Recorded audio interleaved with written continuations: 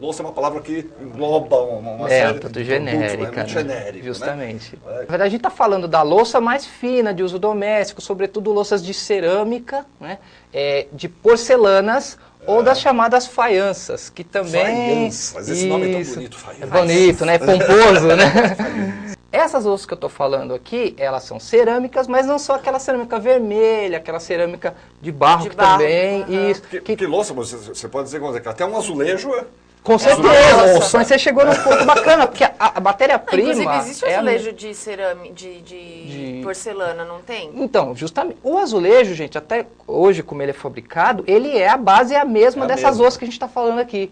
Tanto é que a primeira fábrica que fez louça branca no Brasil também foi a primeira fábrica que fez azulejos no Brasil. Essa coisa da cerâmica, da louça, é que nem brinquedo. Justamente. Quando você vê um brinquedo antigo, parece que aquilo te resgata. Chama, não. Resgata uma memória. Tem uma foto de umas tigelas aí que todo mundo que abre o livro fala, eu tinha uma dessa. Você vê muito porcelana de prato pintado na parede, né? Também, uma coisa que as pessoas... E outra, né? Os conjuntos que as pessoas ganhavam lá em casamento, aniversário. Era louça especialíssima, do jantar super especial da casa, né? E isso é uma preciosidade. É uma coisa de acervo de família mesmo. Então, até, acho que um pouco da dificuldade de se conseguir mapear essa produção ficava um pouco nisso, porque essas coisas estavam em acervos de família. E aí, na hora de, sei lá, falecer um avô, uma avó, as pessoas pensam, poxa, mas isso aqui, né, não é inglês, não é francês, acho que ninguém vai se interessar por isso, sabe? Aí põe lá num porão e fica lá guardado. Devem ter muitos nessas lojas, nos antiquários, também, né? Foi uma parte importante da minha pesquisa, foi feita nesses locais também, justamente. Agora, você estava falando, por exemplo, não é francês, não é inglês, não é o quê. A gente sempre ouve falar da porcelana chinesa. Também. Mítica porcelana chinesa, isso. Por quê? Não só a questão de qualidade, de tradição, mas a porcelana, durante muito tempo, foi um artigo que os europeus não conseguiram fabricar. Né? Aquela velha história do segredo, né? Do saber fazer e tudo mais. E que você tinha o quê?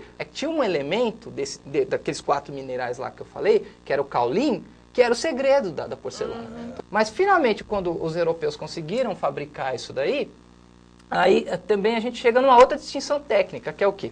Eles conseguem fazer porcelana a partir lá dos tais minerais, né? Então, no caso do Brasil, o que acontece? Se é um hábito importado, quer dizer que as altas camadas aqui também tem que trazer. Também tem que trazer, claro. Mas, mesmo assim, quer dizer, ficou uma coisa restrita, uma certa camada. Uma camada mais privilegiada, né? Aí os ingleses têm a grande sacada de, como é que eu vou dizer assim, fazer um tipo de louça que não era assim tão pura quanto a porcelana, mas que tinha você o mesmo olhando... aspecto. Esteticamente era a mesma coisa. É a tal da faiança fina, né? Faiança fina. Faiança fina. E é claro que para aumentar o consumo desses artigos foi fenomenal. Já tinha esse mercado constituído para essas louças importadas, né?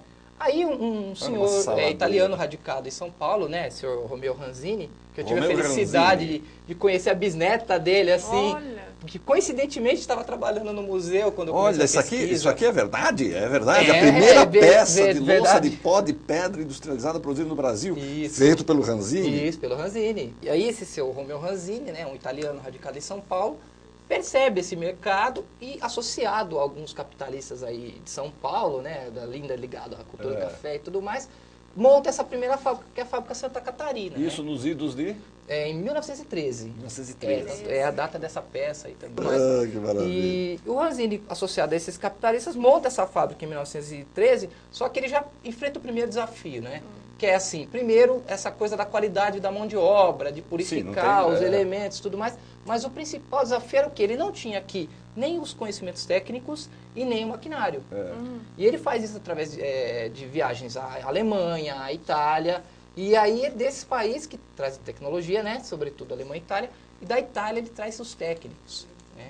Ele traz esses técnicos que vão ser os responsáveis por montar realmente ali, por treinar os outros funcionários e capacitar tudo mais, pessoas para poder fazer pessoas, isso. Porque trabalho muito artesanal também, né? Esse tipo de decoração de pintura que era muito comum, isso, né? Os decalques, né? Decalques, e é um barato porque esse decalque você acha até hoje em algumas peças.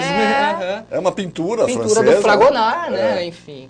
E que as pessoas e aí você aplica na cerâmica. Isso, você aplicava na cerâmica. Nesse caso, depois que ela já estava toda pronta, queimada, aí você aplicava o decalque. E passava por um aquecimento para fundir. E passava para fundir isso. Você está vendo aqui, ficava... como toda a indústria antiga daquele tempo, era um trabalho realmente altamente desgastante para as pessoas, então, altas temperaturas, a tal da manufatura, né? Manufatura, assim, exatamente. Esse caso, por exemplo, pelo caso dessa fábrica ser muito próxima ao rio Tamanduateí, lá em Mauá, ela era sujeita a inundações permanentes, assim. E tem essa coisa dos selos, né? Quer dizer, eu não sei como você chama, estampas, carimbos.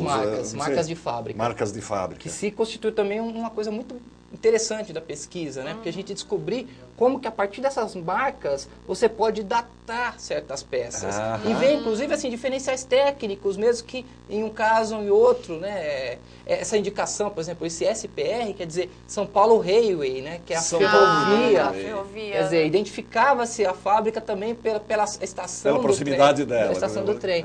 E no caso dessa cerâmica fábrica paulista aí... Aliás, aqui é um trenzinho, né? É um trenzinho, no segundo carimbo é um trenzinho. É uma marca clássica, assim, para quem é de Mauá. Que maravilha, olha que coisa. É um trenzinho, né? locomotiva. Então, e essa fábrica de louças paulista, ela foi montada por esses técnicos que vieram trabalhar com o Ranzini.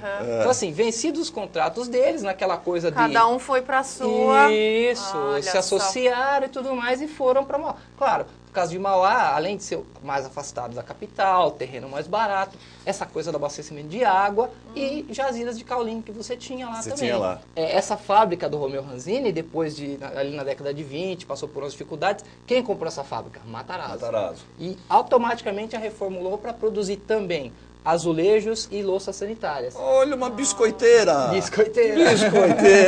Já nem existe mais biscoiteira. Agora a gente usa as latinhas, né? As latinhas promocionais. É a reciclagem, né? Reutilização. Descanso de pratos, olha que bonito. Coisas finas, né? A única fábrica dessas que eu pesquisei que continua em funcionamento é a Porcelana Teixeira, né? Em São Caetano.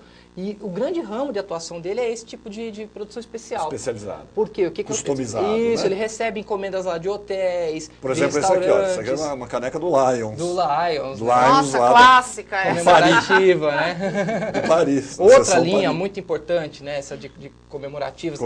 Essa com as iniciais das pessoas, né? Também, que encomendadas. E isso é derivado, na verdade, um pouco daquelas louças, né, das porcelanas mesmo, que vinham, né, para o Brasil, e aí as famílias, né, mandavam colocar os brasões e tal, e que hoje a gente tem muito nos museus. Você está dizendo aí, a grande maioria italianos, né? A maioria, mas a gente teve também participação no caso dos Teixeira, eles são portugueses. Portugueses que se fizeram, na verdade, se formaram lá na manufatura de Vista Alegre, que é em Portugal, que até hoje é um polo de produção de porcelana, reconhecidíssima pela qualidade. Portugal. Isso. E só que é interessante que essa fábrica mantinha também uma coisa interna, uma formação interna, uma escola.